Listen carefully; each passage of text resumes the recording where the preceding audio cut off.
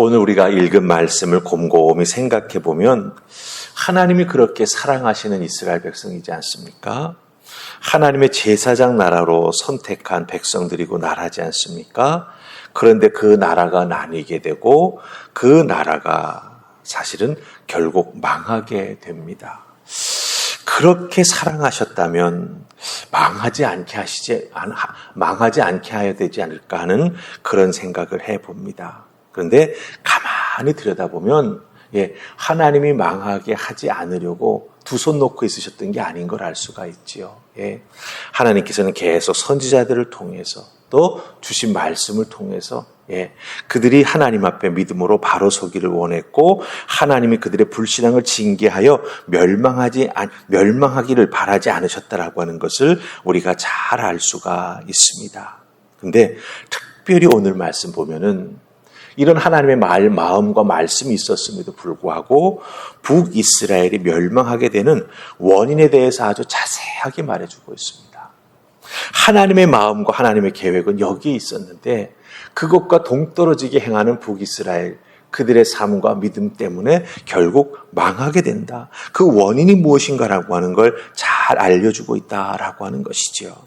그렇다고 한다면 우리는 이 북이스라엘의 역사 속에서 어떻게 우리들의 신앙생활을 해 나아가야 할까를 깊이 살펴보아야 할 것입니다. 그런데 특별히 하나님께서는 이 북이스라엘이 정말 하나님의 은혜 가운데 머물 수 있도록 베풀어 주셨지만 거기에서 떨어져 나아가는, 북이스라엘이 스스로 떨어져 나아가는 그 두 가지 큰 변곡점이 있는 걸 발견하게 됩니다.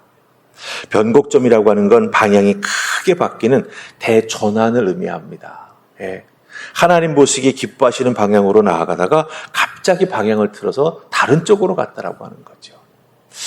이 변곡점이 두 가지가 있는데 그 두 가지 변곡점을 살피면서 우리들도 하나님 앞에 어떻게 신앙생활을 잘 할 수 있을지, 정말 대를 이어서 여러분들 자녀를 키워보시면 알지만 우리들의 자녀가 나처럼 잘 신앙생활 하기가 쉽지 않잖아요. 그렇죠?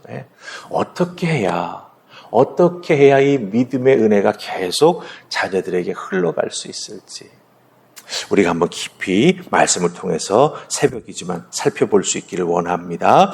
자, 첫 번째 변곡점은요, 13절부터 20절까지의 내용이 되는데 그 첫 번째 변곡점 말씀 중에서 우리 13절과 14절을 찾아서 읽으십시다. 13, 14 찾으셨습니까? 자, 우리 같이 읽습니다. 시작. 여호와께서 각 선지자와 각 선견자를 통하여 이스라엘과 유다에게 지정하여 이르시기를 너희는 돌이켜 너희 악한 길에서 떠나 나의 명령과 율례를 지키고 내가 너희 조상들에게 명령하고 또 내 종 선지자들을 통하여 너희에게 전한 모든 율법대로 행하라 하였으나 그들이 듣지 아니하고 그들의 목을 곧게 하기를 그들의 하나님 여호와를 믿지 아니하던 그들 조상들의 목같이 하여. 아멘. 첫 번째 변곡점 13절로 20절까지 말씀이죠. 쉽게 얘기하면 하나님께서 말씀을 주셨습니다. 말씀을 지키라고 선지자를 보내주셨습니다. 그런데 거기에 순종하지 않았다라고 하는 내용입니다. 그 중에서 우리가 13절, 14절을 살펴보았는데요. 여러분들 이 13절 제일 끝부분 보시기 바랍니다. 뭐라고 말하고 있습니까? 내가 너희에게 전한 모든 율법대로 행하라 하였으나. 그렇죠? 요 하였으나라고 하는 말은 무엇을 의미합니까? 그 다음에는 지금 요 표현됐던 말과는 반대되는 행동을 했다라고 하는 것을 기록해 놓고 있는 걸 보게 됩니다. 하였으나 뭐뭐하지 않았다라고 하는 거죠. 그러니까 하나님께서는 모든 율법대로 행하라고 선지자들을 통해서 말씀해 주셨지만 북이스라엘 백성들 또 남유다도 마찬가지죠. 듣지 않았다라고 하는 것입니다. 이 행간을 우리가 잘 보아야 합니다. 우리는 하나님의 심판이 보통 도적같이 임한다고 이야기하죠. 그렇죠? 그런데 이 북이스라엘을 향한 하나님의 심판은요, 도적같이 임한 게 아니에요. 선지자들과 선견자들을 계속해서 보내시면서 북이스라엘에게도 경고하시고 남유다에게도 경고하셨습니다. 이렇게 계속해서 하나님은 말씀을 통해서 깨달아 알게 하시기 위해서 계속 선지자들을 보내셨다라고 하는 거예요. 특별히 여러분들 오늘 이 13절 말씀 속에서 보면은 이스라엘과 유다에게 지정하여 이르시기를, 이런 표현 나오죠. 앞부분에 보면은 지정하여 이렇게 말씀하셨다라고 말해주고 있습니다. 즉 하나님은요, 하나님의 심판을 도적같이 보내신 것이 아니라 선견자와 선지자들을 계속 보내셔서 지정하여, 어느 선지자는 어느 왕 때, 그렇죠? 딱 이렇게 지정해서 보내셔가지고 하나님 말씀과 율례를 지키고 악에서 떠나라고 계속해서 말씀해 주셨습니다. 특별히 이 지정하다라고 번역된 이 단어의 원래 뜻은 뭐냐면 반복하다, 이중으로 하다, 이런 뜻을 가지고 있습니다. 그 단어가 이제 문법적으로 변형이 되면서 지정하다라고 하는 말로 번역이 되게 되었는데요. 여기서 우리가 이 지정하다라고 하는 말을 잘 살펴볼 필요가 있습니다. 하나님께서는 갑자기가 아니라고 하는 거죠. 한 번, 두 번이 아니라 계속 반복해서, 계속 반복하다 보니까 아예 지정하게 된 거죠. 지정해서 이것 해라라고, 순종해라라고 선지자들을 통해서 말씀해 주셨다라고 하는 거예요. 그런데 그들이 반복해서 말씀하신 하나님의 말씀에 순종하지 않았던 것이죠. 듣고도 따르지 않았습니다. 목이 곧은 백성이 되었습니다. 이것이 계속 반복되고 축적되다 보니 어떻게 됩니까? 하나님께서는 결국 하나님이 붙잡고 계시던 그 구원의 끈을 놓으시는 거죠. 그래서 결국은 북이스라엘은 아수르에게 멸망당하게 된다라고 하는 것입니다. 자, 그럼 두 번째 변곡점을 보십시다. 두 번째 변곡점의 내용은 21절로 23절에 나옵니다. 우리 21절, 23부터 23절까지 다 같이 한번 찾아서 읽어 내려가십시다. 석절이니까. 자, 21절 찾으셨죠? 23절까지 읽습니다. 시작. 이스라엘을 다윗의 집에서 찢어 나누심에 그들이 느밧의 아들 여로보암을 왕으로 삼았더니 여로보암이 이스라엘을 몰아 여호와를 떠나고 큰 죄를 범하게 하며 이스라엘 자손이 여로보암이 행한 모든 죄를 따라 행하여 거기서 떠나지 아니하므로 여호와께서 그의 종 모든 선지자를 통하여 하신 말씀대로 드디어 이스라엘을 내 앞에서 내쫓으신지라. 이스라엘이 고향에서 아수르로 사로잡혀가서 오늘까지 이르렀더라. 아멘. 우리가 21절로 23절까지 읽었습니다. 이 여로보암 왕의 죄, 그 죄가 어떻게 된다고 말하고 있습니까? 계속해서 왕뿐만 아니라 온 북이스라엘의 백성들도 함께 범하는 큰 죄가 되었다고 말하고 있습니다. 큰 죄. 이 큰 죄가 구체적으로 무엇입니까? 바로 금송아지를 만들고 이것이 바로 하나님이라고 말하면서 그 금송아지 앞에 나아가 제사 드리도록 만들었던 그것을 의미합니다. 근데 그것이 여로보암에게서 끝난 것이 아니라 그 다음 이어지는 모든 왕들에게도 계속해서 공통적으로 나타나는 죄가 된다라고 하는 거예요. 이 금송아지는 하나님과는 아무런 관계가 없습니다.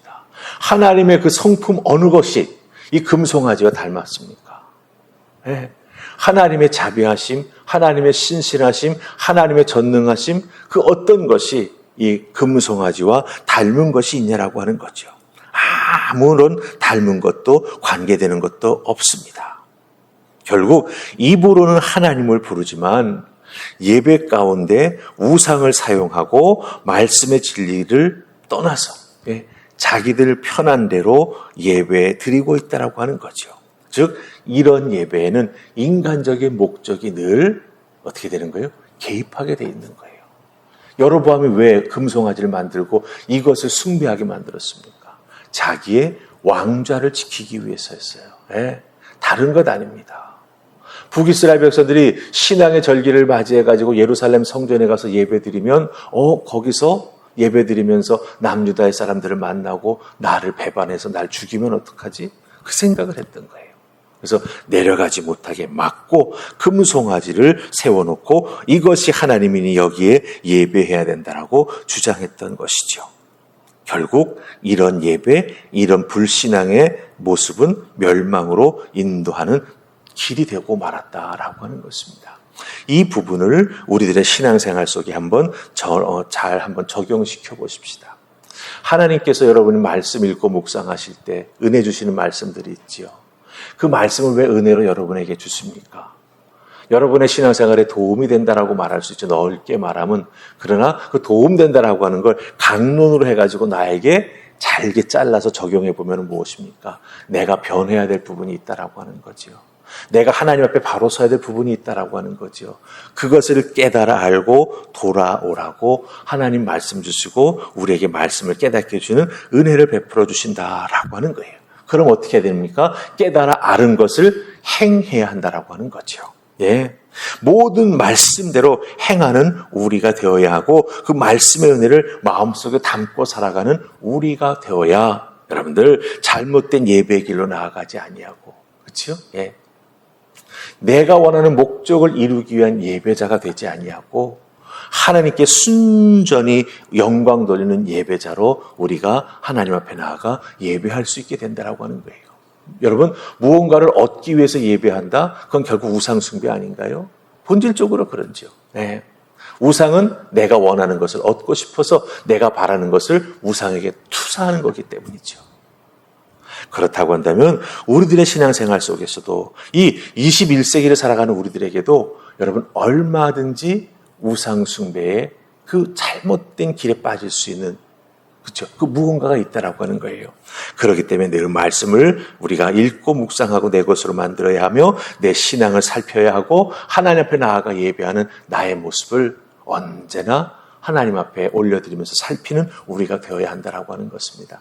그때 우리의 믿음이 바로 서게 되는 것이고요. 그 바로 선 믿음이 하나님께서 은혜를 주시고 간구하는 기도에 응답해 주시는 축복을 우리들에게 허락해 주실 줄 믿습니다. 오늘 이 말씀 들었으니 여러분들 하나님께서 말씀을 주시고 행하라 하신 그 부분 그렇죠? 예, 정말 지정하여서 말씀해 주시는 그 부분 반복해서 말씀해 주시는 그 부분 잘 듣고 마음에 품고 준행해 나아가는 그 은혜 말씀의 은혜를 통해 하나님 앞에 더욱더 감사함으로 예배하는 여러분들 되시기를 주님의 이름으로 축복합니다. 아멘. 우리 기도하십시다. 좋으신 하나님 감사합니다. 오늘 주신 말씀 마음속에 잘 담게 해 주시옵소서. 세상은 말합니다.